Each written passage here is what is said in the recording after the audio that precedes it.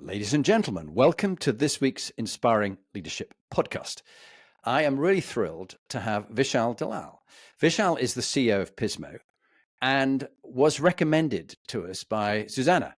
And Susanna was another inspiring leader that we had on. And when I said to her, who do you find an inspiring CEO? She instantly said Vishal. And of course, what's lovely, and we'll talk about this later, is Vishal in conversation with me goes, do you know what, with all the other guests, I don't feel like I'm as inspiring as these other people. And I said, brilliant. That's why we need to be talking, because too many CEOs don't feel that they're like that perfect character they see on a stage speaking and telling about a perfect life. And life is never like that. The real story is a very different one. So Vishal, welcome to the Inspiring Leadership Podcast. Thank you very much. Privileged to be here. Okay, and definitely with you. What a life you have had, which we're going to talk about in a little bit time. You worked for the infamous Fritz Seegers in both Citi and in Barclays Bank, and various characters that I have had the honor of coaching, such as Deanna and Peter Estlin and Bob Bond in Barclays. You know a number of those people, and then an entrepreneur, and now your business being bought by Visa for $1 billion. What a story! Tell us about Pismo, where you're the CEO. What does it do? What's its benefit to people listening? Sure. So Pismo is a cloud native core banking and processing platform. Now, in simple language, uh, I think the best way to put it is every time someone interacts with a bank, right, whether it's swiping an ATM card or asking for a loan or getting a statement or essentially, withdrawing money from a bank, there is this huge giant piece of software that sits somewhere in between, which essentially does all of the accounting, all of the checking the balances, all of the payment processing, all of that. In olden times, well, not too long ago, a soft piece of software like this would cost, between the cost of, let's say, 2 aircraft carriers and maybe a spaceship. And I think Pismo was founded with the intent of democratizing that piece of software, making it more accessible, making it faster, and making it cloud ready. So that's basically what we do. Yeah. Yeah, well, no, it really interests me because I've had the honor of working with another number of tech companies, some who were startups that became unicorns, which, as you know, is a really hard one to do. And then one got NASDAQ listed. And yeah, both of them were in the similar sort of area, different parts of technology, very hard, and particularly one working in the financial services area. There's many that have strived, and many have crashed and burned. And many of the banks I know, having worked with them, pull their hair out. The chief technology officers pull their hair out. We've got all these legacy systems stuck together with a bit of masking tape and glue, and they don't understand each other. They can't speak to each other. They're constantly crashing. The customers are getting upset. So to bring in something that I think democratizing the software business, really great news. So fantastic. Well done there. And then forgive the dogs in the background; they're having their fun. And then we were talking about inspiring leadership, the whole theme of this program. And I said, who would you like to shout out as two inspiring leaders you'd like to have as your guests on the podcast? But what was it about them that you would instantly thought about them as inspiring leaders who've inspired you? And I think you've got Drick and you've got Ricardo, but do you want to just tell us about each of them and who they are? Yeah. So again, a little bit of context.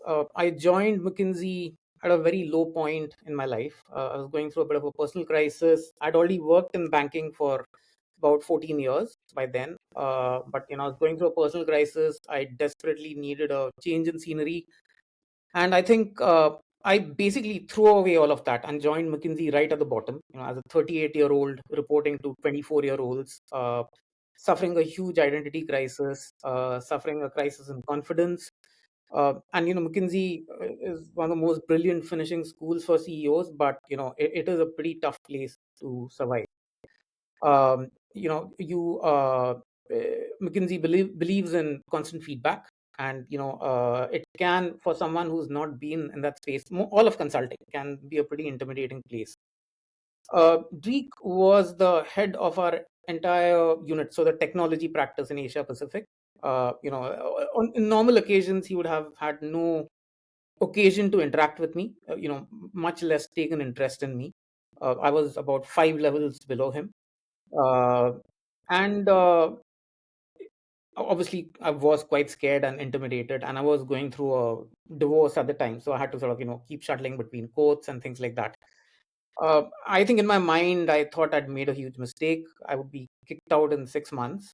But I just chanced across Dreek in a client presentation, and I made some remarks based on my previous work experience, which sort of told him that I knew the space I was talking about.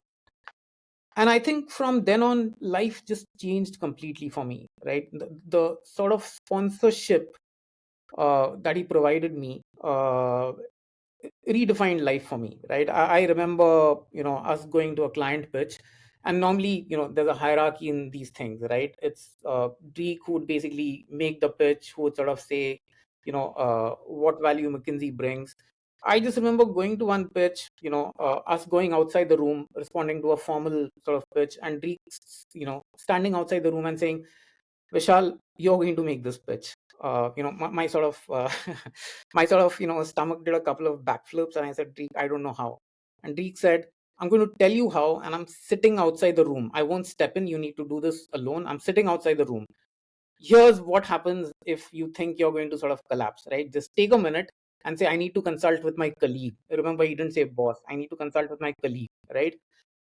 That sort of continuous, and he did that continuously for I think the next 4 or 5 years, right? And that sort of sponsorship, that continuous mentorship, the constant coaching, I think redefined my life, right? I started off McKinsey as a timid uh, junior level executive, and I think the sort of training he gave me prepared me for my role as a CEO. So we're still in touch, but I don't think I could have been there without him. I hope I'm not embarrassing him too much. No, and stay with us, because there's a number of things that come from this. Firstly, what a model inspiring leader.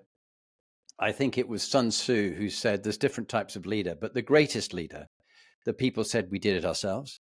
And he is exactly what I mean by an inspiring leader. Someone who, it's not about the big I am. It's not about the narcissist, which we're seeing with too many leaders of different countries at the moment in the autocratic strongman kind of era that we're in now. It's about humility. It's about serving to lead. It's about bringing people forward. It's about elevating and empowering. And also, you touched on something very personal, very deep. You, like I have, went through a divorce, and I'm assuming that's the personal crisis and the low point. And it is. You wouldn't wish it on anybody else. You don't get married thinking, right, I think in a few years' time I'll get divorced and cause crisis for me, for my partner, for my children, and all my family. So that really knocks the stuffing out of you. But what you've indicated for me, which is so very important, people must remember this, that with the right leaders in the right organization, with a sense of meaning, purpose, values, a legacy that you're going to lead, leaving things better than you found it, work can provide a great sense of purpose and meaning when you've lost it. What do you think? Well, I couldn't agree more, right? I think Dreek obviously was the greatest of them all. He almost became family. But I had a couple of other leaders like that. For example, my immediate supervisor in the aftermath of this divorce thing, right? I used to sort of go to court, come back all battered, and I had to immediately go to a presentation next day. She had gone through that herself, and she would take me aside and say, look, for today and tomorrow, just relax, right? I think I've been through this can be tough. Don't put yourself under additional pressure. I'll handle it for today and tomorrow. You'll be fine by Wednesday. She did that like about 7 or 8 times, and I think as a sum total of all of these interactions, I had so many of these that McKinsey became home. In many ways, even today, I think any city I visit, so whether it's sort of Singapore, where I sort of joined McKinsey, or Australia, right, or New York, I always go and visit, right, because there were so many of these examples. Obviously, Dreek was the greatest, that it sort of became home in that Yeah. sense. And that touches nicely on McKinsey, which I have read about. I read about the founder, and now you're going to tell me his name. I've got to think Brewer. Marvin Bauer. Marvin Bauer. Bauer, Yeah. Martin Bauer. And Marvin.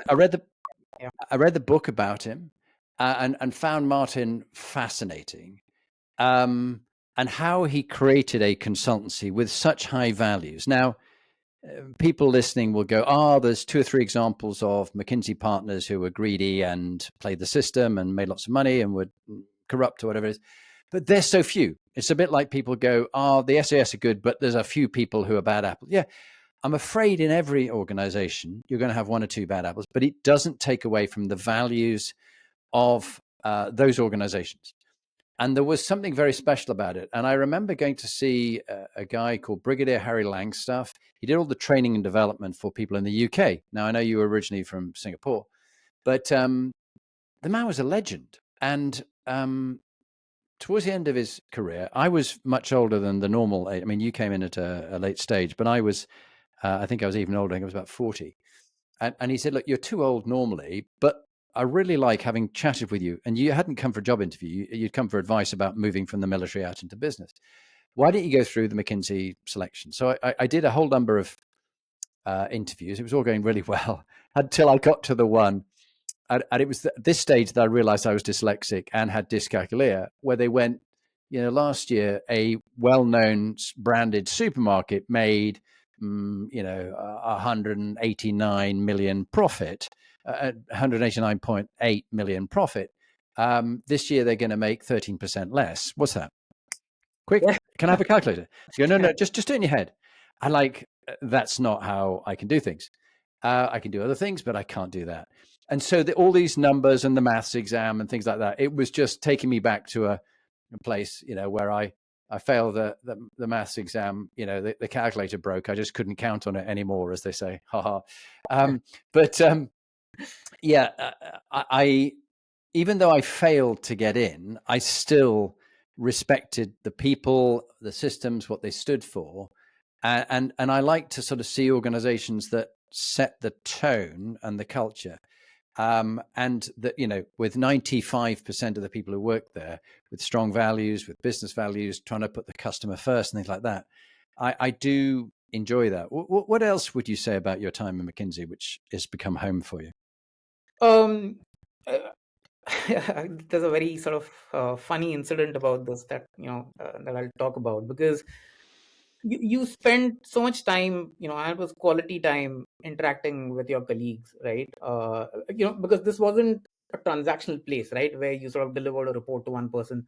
It was close quarter contact, right? So you were basically always sitting in a team room and problem solving. And I remember when I was an engagement manager in McKinsey in Singapore, right? I think I'd just sort of gone through my divorce at that point in time, so I had the weekends to myself, right? And I was basically looking for things to do. And I have this thing for languages. I sort of speak about 9 languages. What? 9 languages? Yeah. So I decided, as a conscientious Singaporean, I was going to pick up Mandarin. Right. So I basically said, I won't enjoy it unless it's in a classroom setting. I get to interact with people, I get to practice. So I remember sort of enrolling for a class, and the class basically saying, oh yeah, you're going to sort of find all sorts of people. You'll enjoy interacting with your peer group. So of course I sent in the deposit and sort of I signed up. And on the day before the class, they said there are going to be 3 others in the classroom along with you. So we look forward to sort of going in to starting. So I showed up the next day with a notebook in hand and a pen, all eager to sort of get started. I step into the room, 2 out of 3 are McKinsey people, right? All right. So I think the reason it became family was obviously we spent a lot of close emotional time together, right? And soon we became part of each other's families. We sort of became part of each other's life events, right? So some would say it's not healthy to spend that much time in work related things, but I didn't see it that way, right? Given the stage of life where I was, it became home, right? And this touched on a very interesting thing. There was no accident that Brigadier Harry Langstaff was running the training and development. because there's quite a lot of the values that the military value about leaders and leadership, personal sacrifice, the benefit, doing things for the team first, and the organization, the customer first, and that kind of stuff, and yourself at the end, and not about a big ego. But it is about problem solving, and it is about solving the problems, smart people to solve client problems, because they haven't solved it themselves yet. And if they had, they wouldn't need you. So that is something which really stood out for me. And the other thing is, one of the organizations I worked with, they did the Gallup survey, and one of the Gallup questions is, I have a best friend at work. And very few of them said that. It's a very successful organization. But very few of them said, no, I have people I know at work, but none of them are the best friend. I would never have them at work. But actually in McKinsey, I think you would. And it is, that's why Gallup has it as a question, because if you're going to spend probably more waking time at work than you are with your family and sleeping, then why not have a best friend at work? I mean, a lot of people, like my brother was a surgeon. He married a staff nurse who then became his wife. My first wife was an army officer. I was an army officer. We met at work. And even my wife, Lee, she and I met in the world of coaching and consulting. When you're spending so much time there, you are going to meet those people. So why not have a best friend at work? What's your thoughts?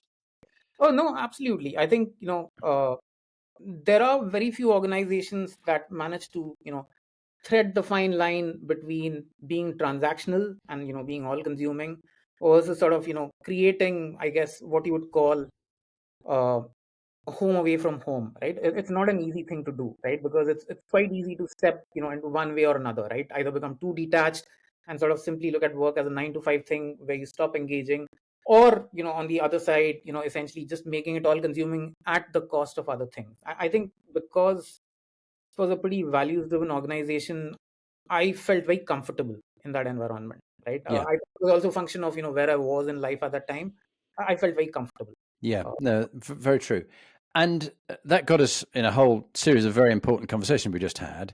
Let's go back to your second inspiring leader, Ricardo Joshua, who was a founder with you at Pismo. So tell us about why Ricardo was somebody you find an inspiring leader.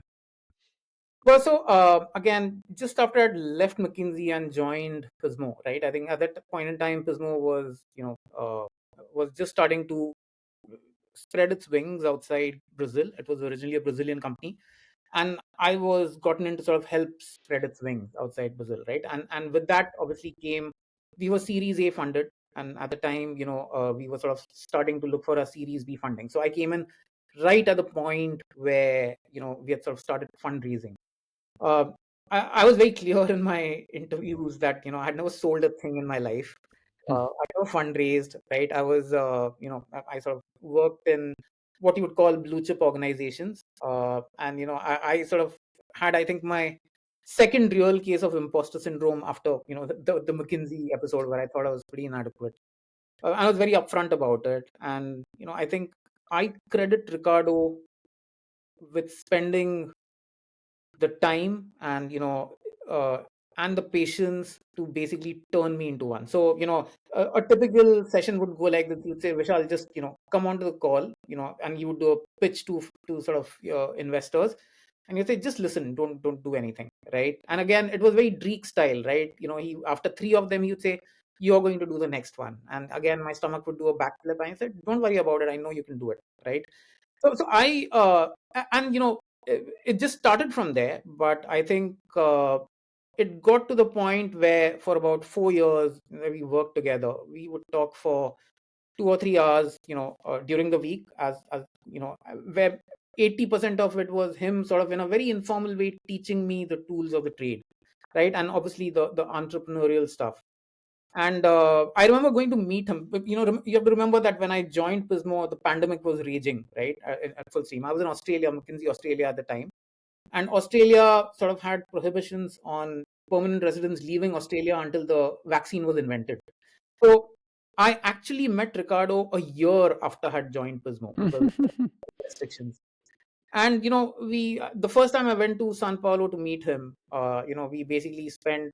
He took me around the streets of San Paulo. We sort of walked. We talked metaphysics, we talked quantum physics, we talked philosophy, and I think I would hazard a guess that I think every day we were together, there were like 6 or 7 teachable moments, right? And he sort of just presented them on a platter, right? And uh, again, I think the broader theme is I am who I am because of people like these two who sort of played a formative role, right? They didn't have to, they could have easily, just metricized me, just measured me on metrics and standard performance parameters, but they went way beyond the call of what you would call duty. Right? Well, we're very fortunate they did, because you have made the most of it, and that's what I want to go on to next. Really, everybody's got a life story. They've got an origin story of what shaped them into the inspiring leader they are today. And I am, really taken by the fact that you've been fortunate that you have found these mentors and coaches, and when the student is ready, the teacher appears, is a Confucian saying. Now, the other thing that has struck me in your modesty is not many of the CEOs I know can speak 9 languages, can chat with their colleagues about metaphysics and quantum physics. So you already had the IQ, and really what you've been developing over the last few years, and particularly as we've been discussing, will continue, you're curious about it, is developing the EQ. And from what we know, from what makes high performing leaders and teams in our research in the Inspiring Leadership International business my wife and I run, is that IQ accounts for 5% of your success. EQ accounts for 30%.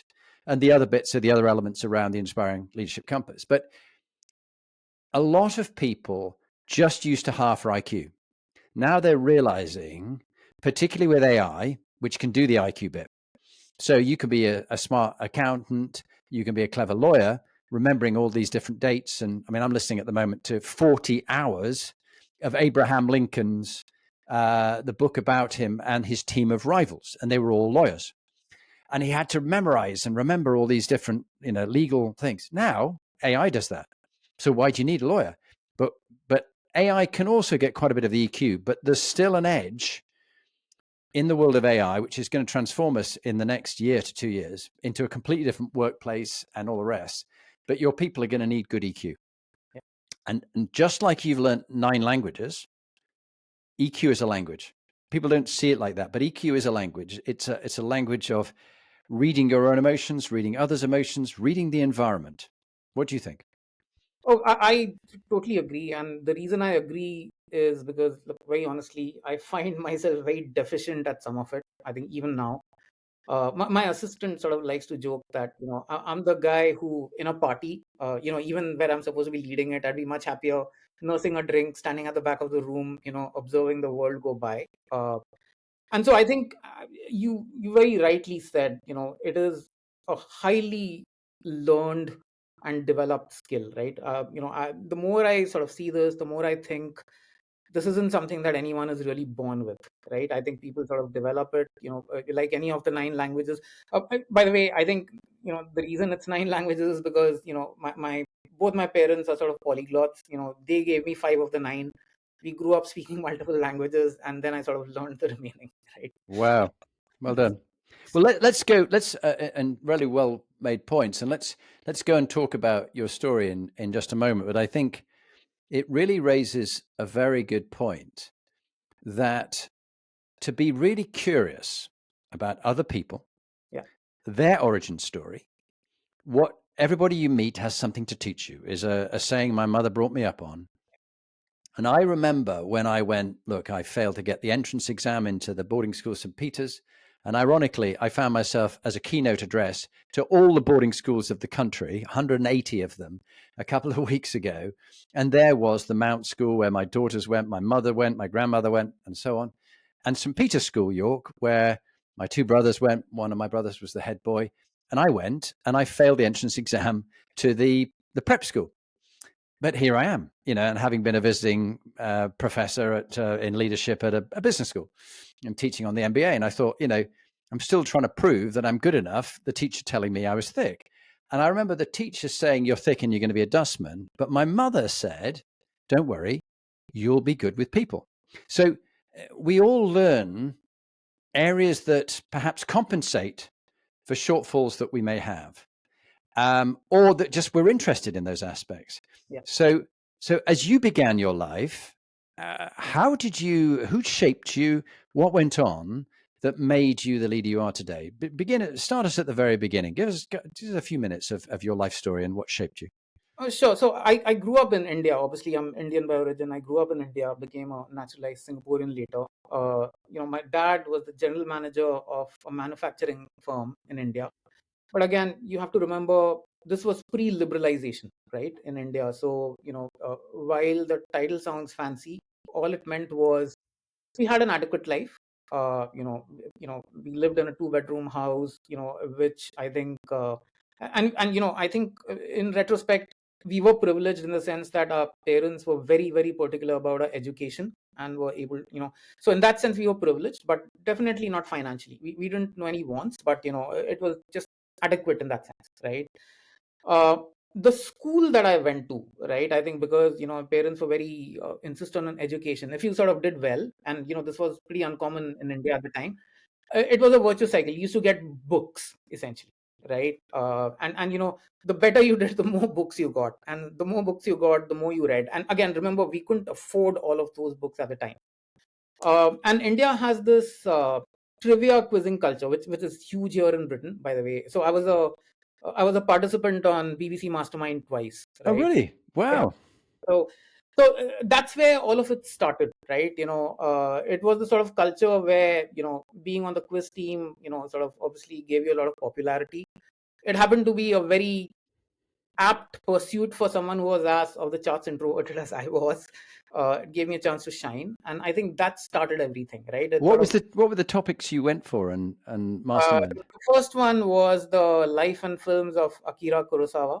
I remember setting a record there. I was the first one that year to get all questions correct in the Wow. specialty topic, and the second one was the life and works of Richard Feynman, right, the physicist. Yeah. So Wow. yeah, I had ball, but that's where it all started. I think more than the knowledge and the facts, I think the environment sort of fostered a strong sense of curiosity. I like to call it curiosity on steroids, essentially. Yeah. And just staying with this incredible thing that you were on Mastermind, which for those listening in 125 countries around the world is really big in the UK. This program where Magnus Magnusson would ask really detailed, difficult questions about specific detailed topics of your subject. And so few got it right. And the fact that you got all your questions right, phenomenal. Do you think you were somewhere on the autism spectrum? Have you ever had it measured? Because those leaders that I know who are very knowledgeable about a particular subject, particularly in finance, they spotted the crash in 2008 coming. They warned everybody. They'd done all the calculations. They could see all the patterns and they knew all the data. I don't know. Have you ever had it studied? No, again, I didn't even know what autism was, very honestly, right? So no, I haven't. Again, it might be, I don't know. It might be your superpower. You see, dyslexia, while the teacher told me I was thick and I was going to be a dustman, actually it's turned out to be my superpower because I like people and meeting you and that kind of stuff. So no, Well, I like to think of it as a in computing analogies.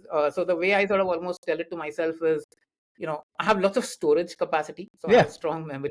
I don't have too much compute capacity. Average, right? Essentially. So But this that's the is way. interesting, this story. So when you read a book, my father, who was killed when I was 3, and his naval cap's up there at the back, he was killed, as we discussed, in Singapore, near where you live in Changi. Small world, isn't it? But my father, for the exams, he could read a book and he could say on page 15, it says the following. Could you do that? No, but I had a different sort of talent. I could sort of remember numbers. And again, this is going to sound a bit spooky, but the business school that I went to, we had like about 300 colleagues. I still remember, and this is going to get me into a lot of trouble. I still remember the roll numbers of all of them after 28 years, all of them. Really? I remember there's this friend of mine who basically she was about to transfer roles, right? I think she was about to start working for another pharmaceutical company in the US. And they had this very strict HR criteria where they needed transcripts, right, from all education, and she'd lost it. I mean, it's been 28 years since she graduated. So she wrote back to the Indian Institute of Management and said, could you give me another copy of my transcripts? And they said, sure, can you tell us your registration number? She called me, right? I said, I'm going to charge you money for this because I'm going to look like, someone who's performing parlor tricks. But I gave her a number, and, she called back saying, you're insane, right? Wow. You could remember how many digits in that enrollment So it number? was a 5-digit number, basically. But even that, phenomenal. This is a superpower. This really awesome. Now, so you're brought up originally in India, moved to Singapore. Clearly, parents who are polyglots, and they believe in education, so they gave you that. You found you had these sort of superpowers, lots of quizzing, the computers, the memory capacity you had, and then what? What happened there? Well, I think I started working. Started off with a software company in India called Infosys. Then joined Citi. And then I sort of joined Barclays. I think what happened in those days, which I would call formative, was I think I led a pretty sheltered existence at that point in time in India. I just, I was on the verge of moving to Singapore, but I think Citi was formative in the sense that I traveled a lot for work, and to places that would not sort of be the obvious destinations, right? So I spent time in Johannesburg. I Wow. spent time in Nairobi for close to a year, I think, 9 months, and then Kuala Lumpur, and then I sort of moved to Singapore, right? And I think even in between those times, I sort of managed to travel to a lot of places, right? And I think just purely culturally, that was a huge awakening as well, right? When you sort of have to deal with like 25 or 30 cultures, I think that sort of trains and shapes you in a very different way. So again, very formative in that sense as well. And so that happened, and then I think after Citi, I sort of moved to Barclays, and again with Barclays, while I was stationed here, spent a lot of time in Egypt, spent a lot of time in Uganda, Ghana, uh, you Wow. know, and yeah, I think that was when sort of the travel bug was ignited, right? Yeah. Uh, Well, you've certainly done travel. So amazing life leading us up to this point.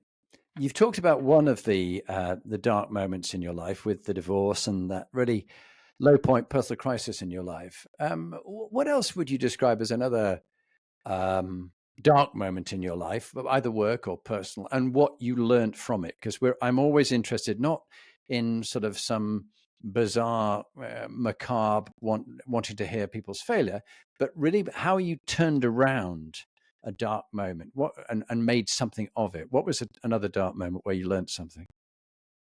Well, I think, as I said, I was going through the dark time. I joined McKinsey. I think, in the initial phases, I found myself totally inadequate for the task.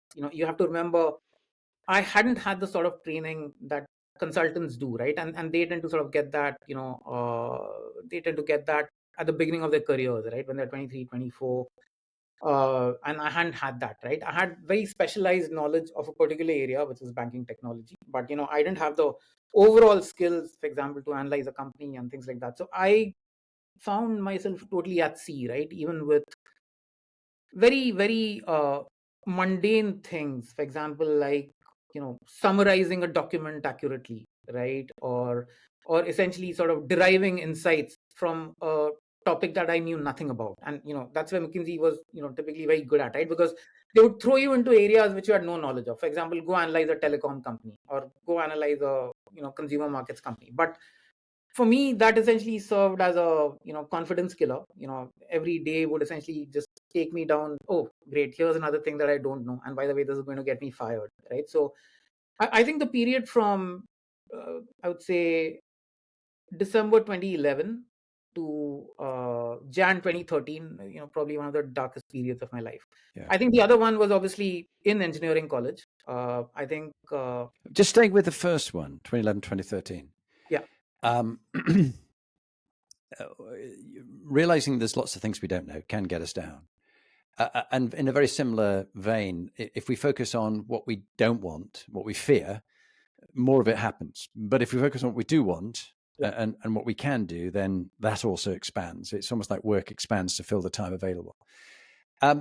What was the learning from that time when you had the specialized knowledge, but you were a bit at sea and there were extra skill sets that you needed to do? What did you learn from that? I think it was at that time that I learned the importance of actively seeking out good teachers, right? I think the only thing I'd give myself credit for at that phase was I wasn't afraid to ask for help. Yeah. Which for someone who's already 40 in general, I've learned later that that isn't an easy thing to do. And stay with that, Yeah. because there's a good friend of mine, Jeff Nishwitz, and Jeff has, and these are very important, 10 words, 3 phrases that will be vital for Pismo in your role as CEO. One of them already, of the 3 phrases you get, and that is, I need some help. Very few leaders can say that.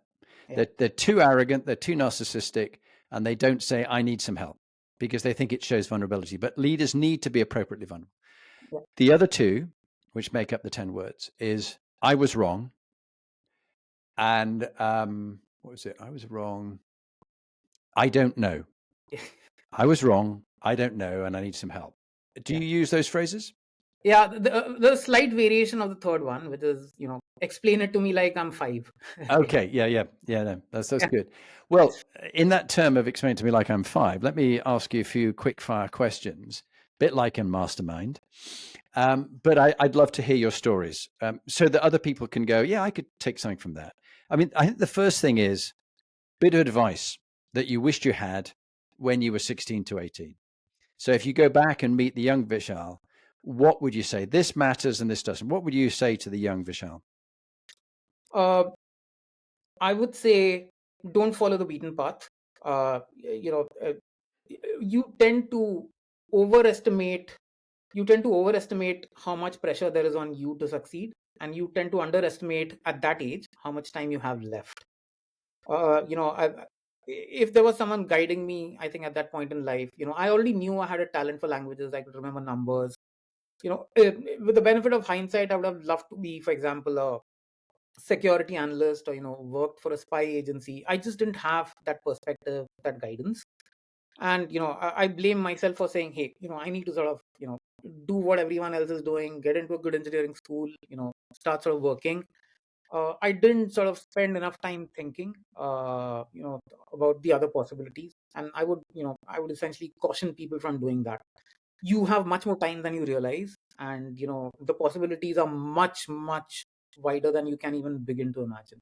Well, this is fascinating because, of course, I did work for a spy agency in the British Army, working back to what we call the government communications headquarters. And I could have done with you in my my little collection of 30 troops.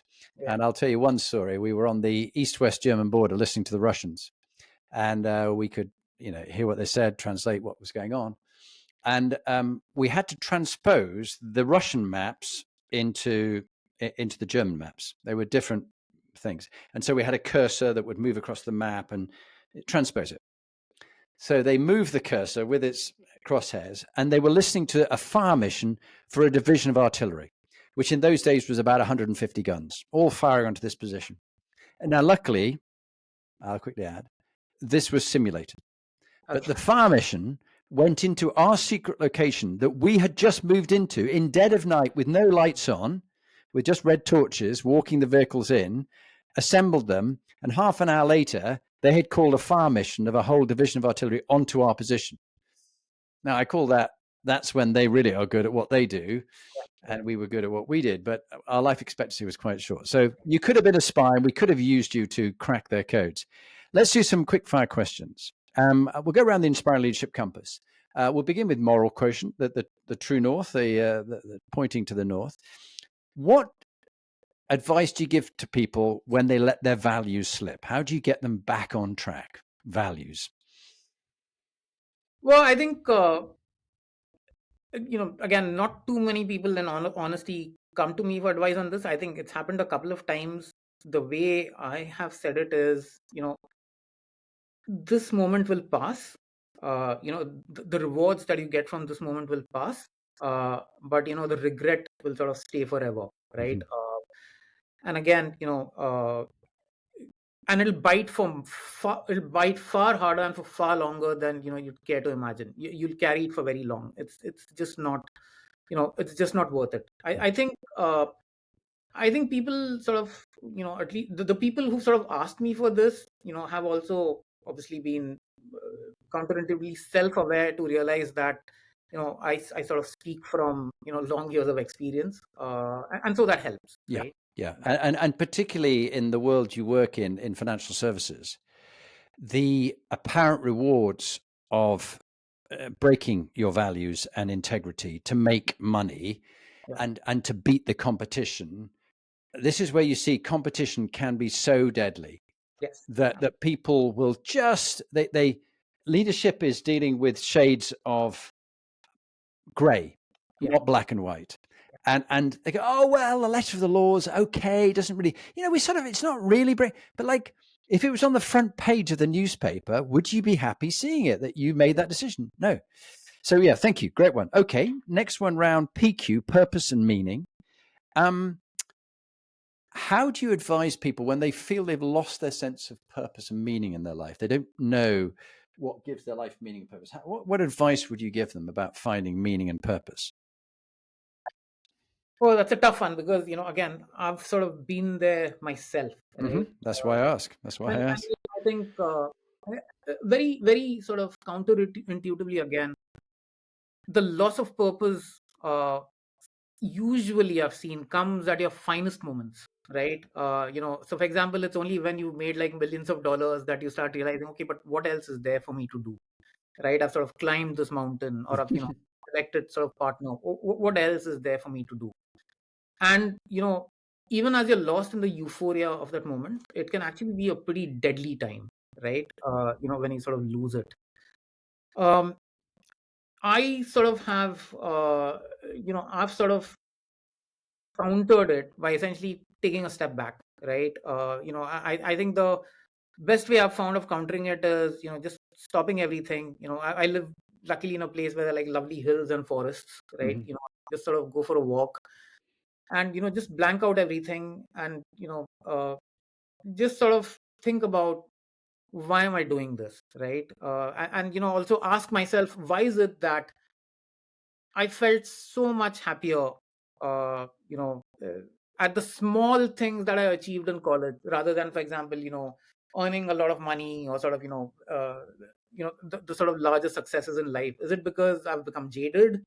Is it because I don't sort of have a sense of purpose anymore? Is it because when I was younger, even though it was shallow, I had like a 10-year goal in front of me, right? And I think, that helps a lot, right? I think, and I've realized that unless it's something that's detached from yourself, unless it's something that sort of has meaning for someone else, unless it's something that affects someone else, it's sort of it's usually not sustainable, Yeah. right? Yeah. Is what I mean, right? And that's really good. And I'm just in talking to you and, your support for the charity and the Ride to Inspire. It's very clear that you want to help others. Now you've succeeded.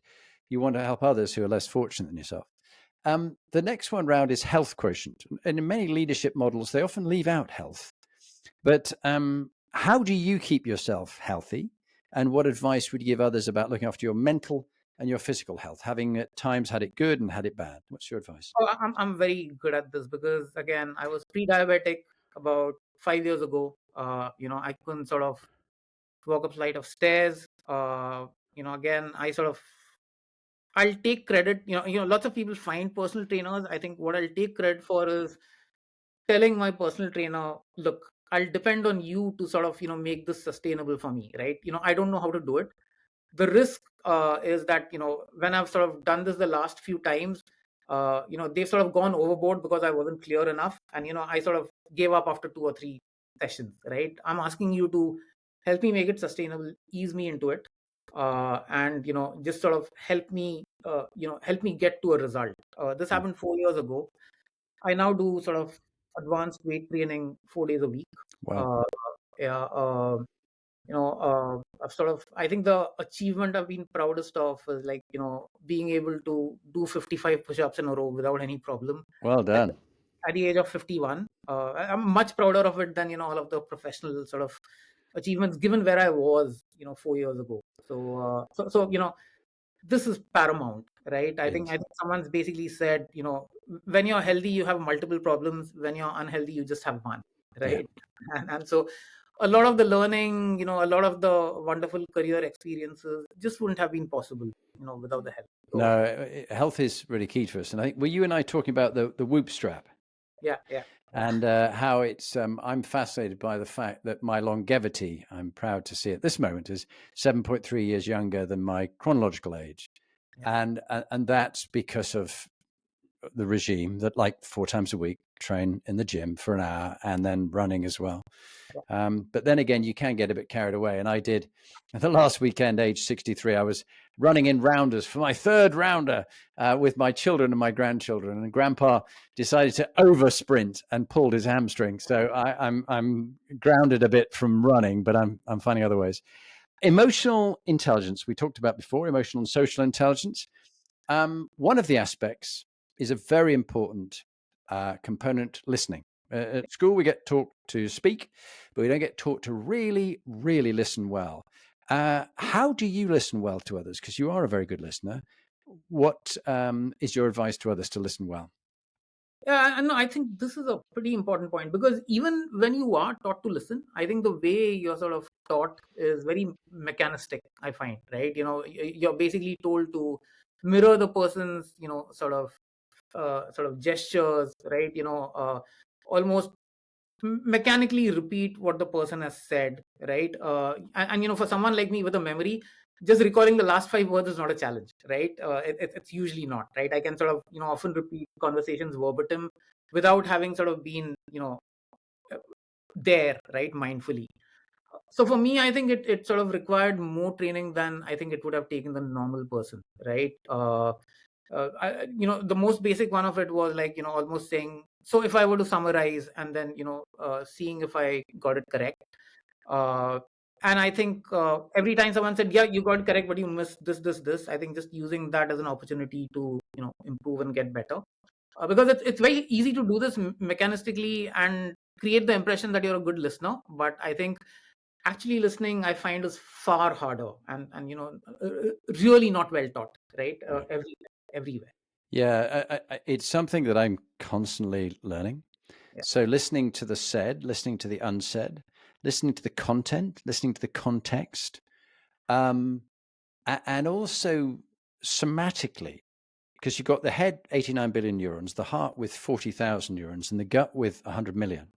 Those are mini brains, and they're Yeah. communicating more with the brain than the brain is with them. So what are they telling you? And this is where I did the 11-day Vipassana Buddhist retreat, and listening into my body and scanning my body and what's going on, I think is very important. Have you done any of that? I haven't, honestly, and Not yet. Not yet. not yet. But I think, very honestly, this is still a pretty significant blind spot, right? At least for me. So I think listening is one thing. I think what I do really lack, and I have no idea how I'm going to get better at it, is sort of, almost reading between the lines, which I think Mm-hmm. is almost the next level, right? You want to sort of get better at, as you said, what's been unsaid. I sort of classified myself earlier as someone, as a computer with like a lot of memory but very little compute power. And I think, I often find in retrospect that some of those things that were unsaid come to me like, 10 minutes after the conversation is over. And I find that increasingly happening. It's something I need to figure out, to be honest. Yeah, and finding that out is a really interesting aspect. And I do find what's helped me is coming from a place of curiosity and wonder, Yeah. that I don't know all the answers. And when you said to me a while back that you had a personal crisis and it was a low point, as we were talking through the story, I thought, I'm really interested. What was that about? Yeah. And when someone says to you, and you say, "How are you?" and you say, "Oh, I'm fine, thanks, Vishal," and you go, "I'm not hearing fine. Yeah. I'm not. the Germans call it Fingerspitzgefühlen, that fingertip feel. I'm not hearing fine. What's really going on? Oh, well, my grandmother's got Alzheimer's, and, up it comes. But Yeah. we often take the first response as what's going on, just as someone says, I have this problem, and that's the presenting issue. But just like you learned at McKinsey, the presenting issue is in front of something that's way further back, just like people's life story. And I do find time and again, who am I to judge anybody else Yeah. until I've heard their life story? And then I go, wow, like, whoa, I didn't know any about that. And like, my life has been so easy in comparison.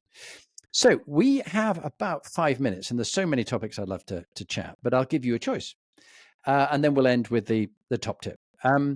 We could talk about what I call CQ, which is collaborative, cognitive, and cultural intelligence, and getting on with people from different cultures. You've been very good at that. That might be quite an interesting one. Resilience, RQ, brand, and legacy, leaving a legacy. Which of those four, maybe we could do two. Which would you like to do? Quick fire questions on.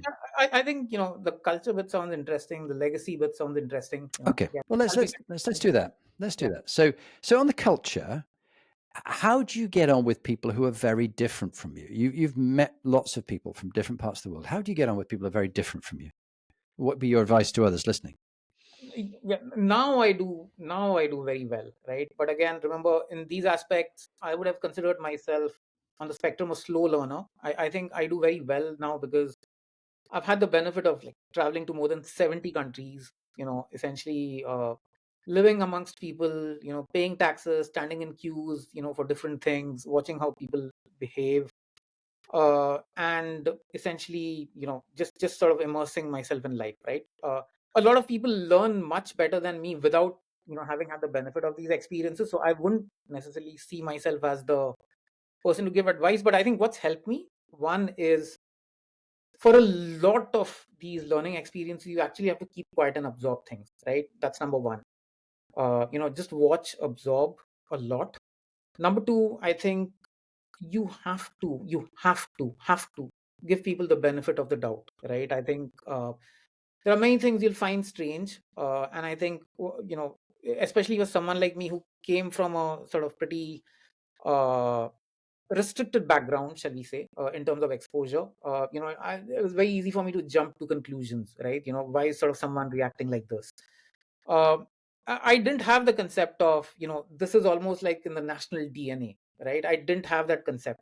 And it took me like, observing 15 people in the same country, behaving the same way to understand that this is like almost a cultural thing, right? Now I find it much easier to assume that. And so I get along very well when I go, for example, to a new country, or, I'm very much at ease, and I think people find myself, but it took me a lot of learning, right? And a lot of false starts as well. No, that's absolutely fascinating. And someone said to me, it's really important to have good judgment, which I've sometimes lacked. Yeah. But don't be judgmental. Who are you to judge them? Have you lived their life? Have you lived the way they live? And to be much more accepting of difference, much as it's gone out of favor with Donald Trump and his entourage, to have any diversity, equality, and inclusion, it's more important than ever, particularly in leadership. Let's go on to legacy. Two questions, really. What would you like your legacy to be, and how would you encourage others to think about legacy and stewardship and leaving things better than they found them? Yeah, I think there I have role models, right? I think I'd like to be remembered the way I'm remembering Dreek now, right? As sort of someone who a lot of people think made a very positive difference to their lives. So that's the way I'd sort of like to be remembered. And I think uh,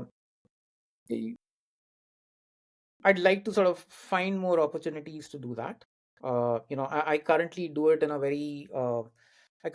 very work-related environment. I think I find increasingly as I sort of grow older that people have started coming to me for advice. I want to develop that muscle because I think that's the legacy I want to leave. Right? I want to be remembered the way I'm, remembering people. Yeah. Right? Yeah. Very, very, very nice indeed. Okay. Well, look, I think we're at that perfect stage. Would you like to say who you are, what your current role is as CEO, and a little bit of history of where you worked before, and then give us your top leadership tip. Yeah. So, hi everyone, I'm Vishal. I have the honor to lead Pismo, which is essentially a cloud native core banking and payments company, which is essentially the backend platform for financial institutions. Been in this role for about 4.5 years now. Before that, I was a partner at McKinsey and Company. Before that, I worked in various banking institutions, including Citi and Barclays, where a lot of what I learned today, in my formative years, shaped who I am. My top leadership tip, I think, at the end of all of this is, life isn't linear. It certainly wasn't linear for me. I think the only thing I would take credit for is there are many times when I jumped into the deep end of the pool, not thinking about the reward, and I essentially just started flailing around. Mhm. And in most cases, it worked out, right? And I think I'm far richer for that experience than if I sort of had a, sort of very linear career growth. So I think there is nothing like risk, right? I think you have to keep jumping into the deep end of the pool, and you have to find the courage to sink. If you're looking for true growth, that's where it is, honestly. Wow.